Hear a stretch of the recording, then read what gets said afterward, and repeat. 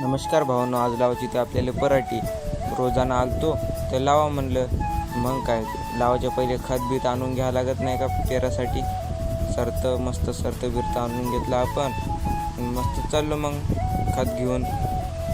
गरमी पण लय हो जाय, पण काय करावं, नाही आता लागतेच. सरकी लावणं बिवणं झाली ओके मध्ये सगळी. मग जातो तर घरी जायचं म्हणल्यावर तुम्हालाच माहीत आहे, जातं लागतेच. मग आलो घरी. मला लागली ती मरण्याची भूक. भाजी काय नव्हती घरी. आई म्हणे एक रेसिपी होती, मग आईनं शिकवलेली मला.